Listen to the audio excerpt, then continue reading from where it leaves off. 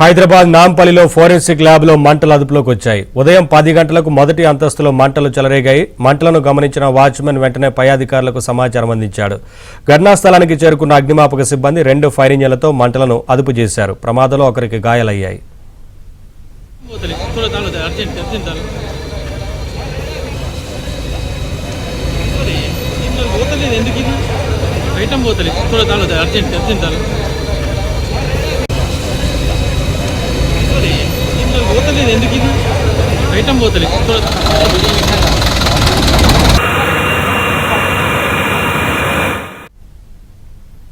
మొదటి ఫ్లోర్లో కంప్యూటర్లతో పాటు ఫోరెన్సిక్ ల్యాబ్లో వినియోగించే కెమికల్స్ ఉన్నాయి. అగ్ని ప్రమాదంలో కంప్యూటర్స్, కీలకమైన పత్రాలు కాలి బూడిదయ్యాయి.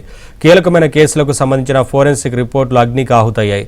ఫోరెన్సిక్ ల్యాబ్లో ఫోన్ ట్యాపింగ్ కేసుకు సంబంధించిన హార్డ్ డిస్కులున్నాయి.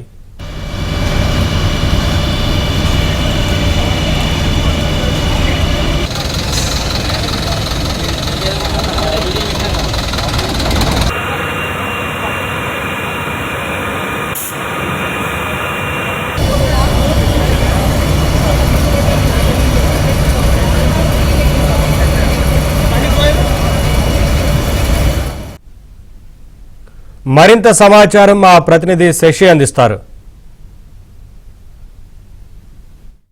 నాంపల్లి ఫోరెన్సిక్ ల్యాబ్లో మంటలు అదుపులోకి వచ్చాయి. సుమారుగా 2 గంటల పాటు శ్రమించి మంటలను పూర్తి స్థాయిలో అదుపులోకి తెచ్చారు ఫైర్ సిబ్బంది. అసలు ఈ ఫోరెన్సిక్ ల్యాబ్లో మంటలు ఏ విధంగా చెలరేగాయి, అసలు అగ్ని ప్రమాదానికి గల కారణం ఏంటి అన్న అంశాల గురించి మనతో మాట్లాడడానికి డిఎఫ్ఓ ఉన్నారు, మాట్లాడదాం. చెప్పండి, అసలు అగ్ని ప్రమాదం ఎలా సంభవించింది, మీకు ఎప్పుడు సమాచారం అండి? మాకు సుమారు 10:22 ఆ టైంలో ఫైర్ అయింది. ఫోరెన్సిక్స్ ల్యాబొరేటరీలో ఫైర్ అయిందని సమాచారం వచ్చింది. దాంతో మేము ఇక్కడ అసెంబ్లీ ఫైర్ స్టేషన్ నుంచి వెహికల్ని టర్న్అవుట్ చేసి తీసుకురావడం జరిగింది. ఇది forensic science laboratory ground plus 2 floors building. First ఫ్లోర్లో ఫైర్ అయిందండి. మేము షార్ట్ సర్క్యూట్ వల్ల జరిగింది అని భావిస్తున్నాం. అసలు ఏ ఫ్లోర్లో అగ్ని ప్రమాదం సంభవించింది, ఆ ఫ్లోర్లో ఏమేమి ఉంటాయి సార్, ఏమేమి అగ్ని కాగుతాయి? ఇది ఫస్ట్ ఫ్లోర్లో అయిందండి ఫైర్. ఫస్ట్ ఫ్లోర్లో ఏదైతే ఫిజికల్ ఎవిడెన్సెస్, అదేవిధంగా ఆఫీసు ఫర్నిచరు, అదేవిధంగా కంప్యూటర్స్ ఉన్నాయి, ఆ ప్రదేశంలో ఫైర్ జరిగింది. అంటే ఫోరెన్సిక్ ల్యాబ్ అంటే కీలకమైనటువంటి డాక్యుమెంట్స్ ఉంటాయి, తర్వాత ఎవిడెన్స్ ఉంటాయి, వివిధ కేసులకు సంబంధించినటువంటి హార్డ్ డిస్క్లు కాబట్టి ఇవన్నీ కూడా ఉన్నాయా, లేకపోతే అగ్ని కాలిపోయాయి? ఇప్పుడు ఏదైతే ఫైర్ అయిందో ఆ ప్రదేశంలో ఉన్న కొన్ని ఫైర్ ఎక్విప్మెంట్స్ అయితే కాలిపోవడం జరిగింది. అందులో ఈ కేసులకు సంబంధించి ఇంపార్టెంట్ ఉన్నాయా లేవా అన్నది పూర్తిగా ఇప్పటికీ తెలియదు. ఒకసారి మేము లోపలికి వెళ్ళిన తర్వాత చూసిన తర్వాత వాళ్ళ సిబ్బందితో మాట్లాడి దీని మీద పూర్తిగా సమాచారం ఇవ్వగలరు. ఫస్ట్ ఫ్లోర్లో ఏ కార్యకలాపాలు కొనసాగుతాయి సార్ ఇప్పుడు అగ్ని ప్రమాదం సంబంధించిన ఫ్లోర్లో?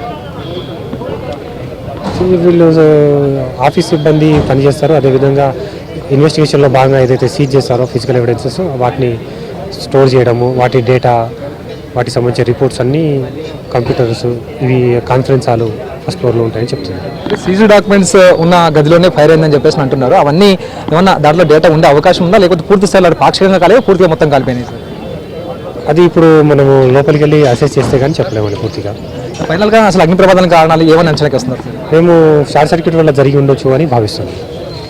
ఇది మొత్తానికి అగ్ని ప్రమాదం షార్ట్ సర్క్యూట్ వల్ల జరిగి ఉండొచ్చు అంటూ కూడా ఇప్పటికే ఫైర్ సిబ్బంది ఒక ప్రాథమిక అంచనాకు రావడం జరిగింది. మొదటి ఫ్లోర్లో ఈ అగ్ని ప్రమాదం సంభవించింది. ఉదయం 10:22 మొదటిగా తమ కాల్ వచ్చింది. కాల్ వచ్చిన వెంటనే నాంపల్లి ఫైర్ స్టేషన్ నుంచి వెంటనే అగ్నిమాపక సిబ్బందితో పాటు వాహనాలను పంపించామంటూ కూడా డిఎఫ్ఓ ఇప్పటికీ చెప్తూ ఉన్నారు. సో మొదటి ఫ్లోర్లో ఈ సీజ్డ్ డాక్యుమెంట్స్ ఏవైతే ఉంటాయో, అంటే వివిధ కేసులకు సంబంధించినటువంటి సీజ్డ్ డాక్యుమెంట్స్, అవి హార్డ్ డిస్క్లు కావచ్చు, లేకపోతే వివిధ రకాల పత్రాలు కావచ్చు, వీటన్నింటినీ కూడాను ఫస్ట్ ఫ్లోర్లో స్టోర్ చేస్తారు. ఆ ఫ్లోర్లో స్టోర్ చేసేటటువంటి అదే ఫ్లోర్లోనే ప్రజెంట్ ఈ మంటలు వ్యాపించాయి అంటూ కూడా ప్రజెంట్ డిఎఫ్ఓ చెప్తూ ఉన్నారు. సో మొత్తం ఈ మంటల దాటికి ఆ మొత్తం ఎవిడెన్స్ అన్ని కూడా పూర్తి స్థాయిలో కాలిపోయాయా, లేకపోతే పాక్షికంగా కాలిపోయాయా, లేకపోతే అందులో ఏదైనా డేటా ఉందా లేదా అనే అంశాల గురించి ప్రజెంట్ తనిఖీ చేయాలన్నట్టు డిఎఫ్ఓ చెప్తున్నటువంటి సందర్భం.